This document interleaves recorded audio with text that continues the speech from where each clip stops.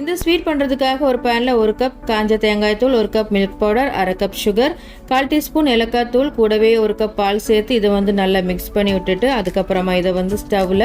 Low medium ஃப்ளேமில் இதை நல்லா கெட்டி ஆகிற வரைக்கும் நல்லா கலந்து விட்டுட்டு பேனில் ஒட்டாமல் வரும்போது இதில் பாதியை ஒரு பாத்திரத்தில் எடுத்து வச்சுட்டு அதுக்கப்புறமா கலருக்காக ஒரு சின்ன சைஸ் வேக வச்ச பீட்ரூட்டை நல்லா கிரேட் பண்ணி எடுத்துட்டு அதுக்கப்புறமா இதை ஒரு துணியில் போட்டு நல்லா பிழிஞ்சு சாறு எடுத்துட்டு இதை பேனில் இருக்கிற தேங்காய் கலவையில் சேர்த்து 2 நிமிஷம் நல்லா கிளறி விட்டுட்டு ஸ்டவ்வை ஆஃப் பண்ணிவிட்டு நல்லா ஆற வச்சதுக்கப்புறமா ஒரு பாத்திரத்தில் பட்டர் ஷீட் போட்டு அதில் மேலே கொஞ்சம் நெய் தடவிட்டு சின்னதாக கட் பண்ண பாதாம் துண்டுகளை போட்டு டெக்கரேட் பண்ணிவிட்டு அது மேலே நாம் ஆற வச்சுருக்கிற தேங்காய் கலவையை போட்டுட்டு நல்லா லெவல் பண்ணி விட்டுட்டு அது மேலே நம்ம கலர் சேர்க்காத தேங்காய் கலவையை போட்டு லெவல் பண்ணி செட் பண்ணுறதுக்காக ஃப்ரிட்ஜில் 2 மணி நேரம் வச்சு கட் பண்ணிவிட்டு மேலே கொஞ்சம் பாதாம் துண்டுகளை போட்டு டெக்கரேட் பண்ணிங்கன்னா சூப்பரான தேங்காய் பர்ஃபி ரெடி.